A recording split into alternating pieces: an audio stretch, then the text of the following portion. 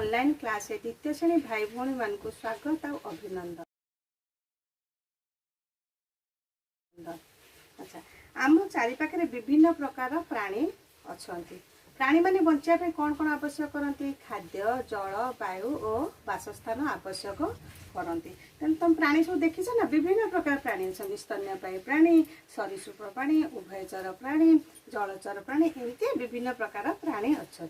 आम आज स्तन्यपायी प्राणी विषय पढ़ा। कौन पढ़ा? स्तन्यपायी प्राणी विषय पढ़ा। अच्छा, स्तन्यपायी प्राणी क्या कहती कहल? स्तन्यपायी प्राणी जो प्राणी माने निज छुआ को स्तन्यपान कराती ताको स्तन्यपायी प्राणी कहती है ना। कौन कौन देखिया से मानकर कौन कौन अच्छी देखिया। एमानकर अधिकांश स्तन्यपायी प्राणी मानकर 4टी गोड़ और गोटे लेखाएं लांज थाए। आउ अधिकांश शरीर चर्म होची लोमपूर्ण। अधिकांश शरीर होची चर्म लोमपूर्ण। लोमपूर्ण माने पूरा संपूर्ण बड़ बड़ लोम होके लोमपूर्ण होता है।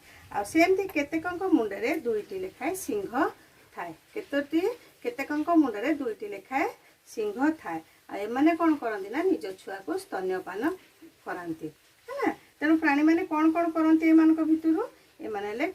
भितर कौन कहले कार 4टी लेखाएं गोड़ अच्छी, गोटे लांज अच्छी, अधिकांश शरीर चर्म लोमपूर्ण और केतेकंक मुंडरे 2टी लेखाएं सिंह थाए। तेणु आम देखा कौ कौ मैंने स्तन्यपायी प्राणी जी है डॉल्फिन गला, बिलेई, तापरे गाई, बादुड़ी, कुकुर, तिमी, छेली आउ हाथी। एमान मनीष एक स्तन्यपायी प्राणी रे गणित हुए ना। तेणु एथर कौन है आम जानिले ना स्तन्यपायी प्राणी क्या कहती कौन करे ना या तुम देखल तो स्तन्यपायी प्राणी क्या कहती। तेणु स्तन्यपायी प्राणी तुम्हें 5टी स्तन्यपायी प्राणी चित्र निज खातार लगेब।